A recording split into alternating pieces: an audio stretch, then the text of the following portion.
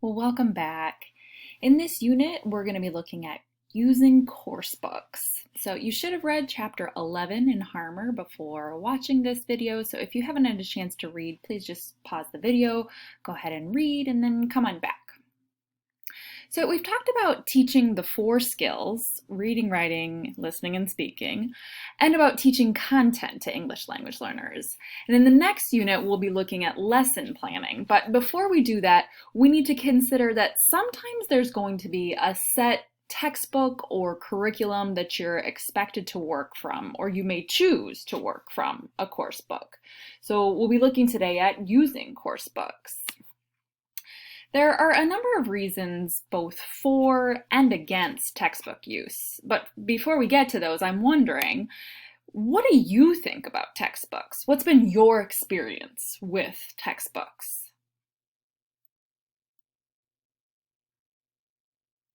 And what do you hear other people, whether they be teachers or students, say about textbooks and using textbooks? Have these generally been positive experiences, negative experiences, maybe a mix?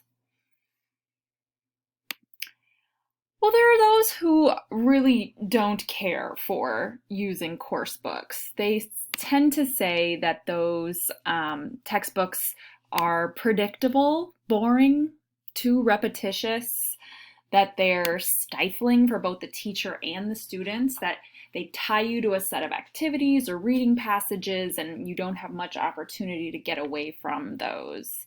Or that they're inappropriate. They don't connect with their students culturally, or the language level is either too high or too low for their students. These teachers who don't care for textbooks tend to prefer to use their own ideas, bits and pieces they find online or in books, ideas from the students themselves, or many other sources.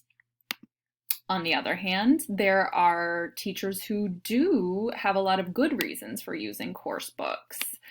They say that they're attractively presented, look nice on the page, are well designed, that they are carefully researched, and for that reason, consistent. So there's a grammar syllabus that guides students through a sequence of forms. There's appropriate vocabulary exposure and practice. There's pronunciation work, writing tests, etc.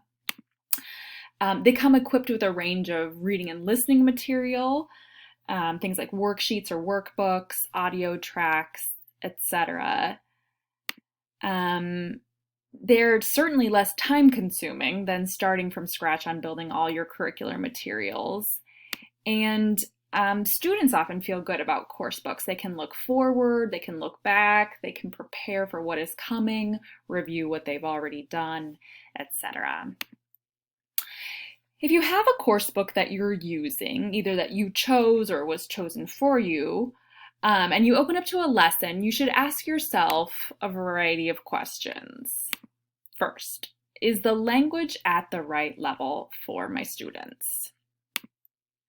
Is the topic and the content suitable for my students? Are there the right kind of activities for my students? And is the sequencing of the lesson logical? And if the answer to any of these questions is no, you do have some options. In most situations, there's some flexibility to how you use the course book. So you can choose to omit a lesson. Just leave it out. It solves the issue of inappropriacy, and it allows us and our students to move on. You can create an alternative lesson that covers the same aspect of language or the same topic. You probably know what's more appropriate for your students, so it's okay to replace a lesson with one of your own. You can also add activities or exercises that extend students' engagement with the language or with the topic. You can add to what's in the textbook. You can also adapt what's in the textbook. You can rewrite parts of it. You can replace some activities. You can reorder the activities, reduce the number of activities in the sequence. There's a number of ways you can adapt what's in the book. There are some good examples in the Harmer textbook of adapting, adding, and replacing, and I'll give you a few more examples today.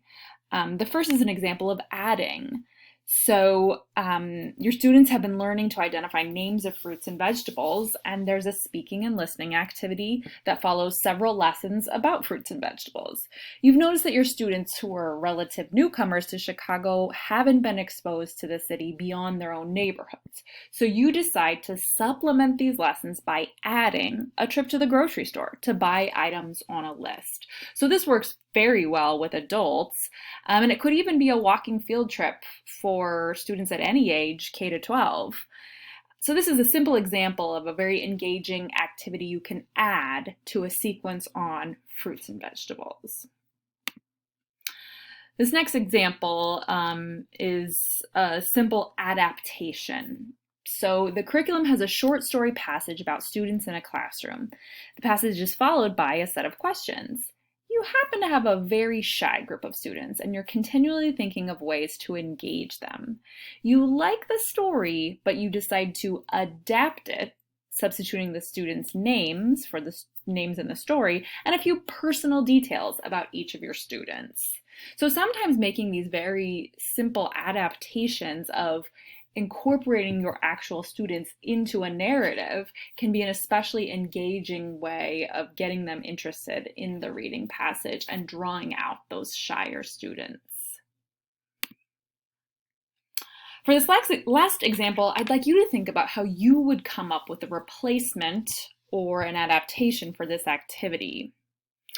So the curriculum for an intermediate group includes paragraph formation. An activity that is suggested is one in which a 6-sentence paragraph is offered as a jigsaw, where the sentences are cut into strips and put into envelopes. Students must work in groups of 3 to put the sentences in order, creating a paragraph that makes sense. And although you like this concept, you decide that your students aren't ready for this. So you decide, how would you do this? How would you replace or adapt this activity so that students are still working on forming paragraphs, but you have them do a different activity? Think about that for a moment.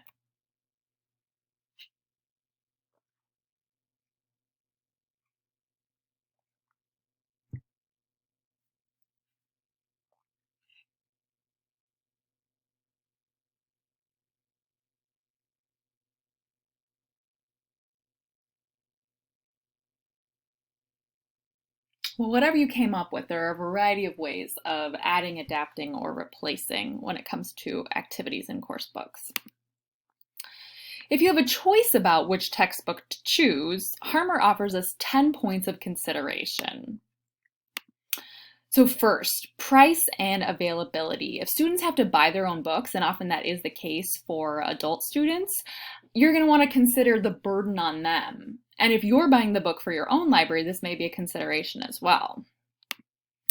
Are there extras, add-ons, audio tracks, internet sites, etc., that are useful and valuable and extend the value of this textbook?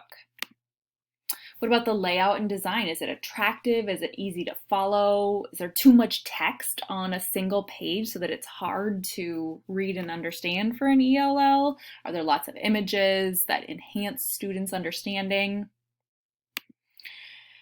Are the instructions clear and unambiguous? Can students understand and use the book on their own, or is a teacher necessary to show them how to use it at every step?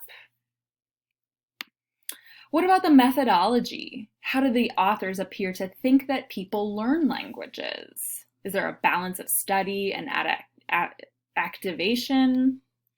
What kind of teaching and learning does the book seem to promote?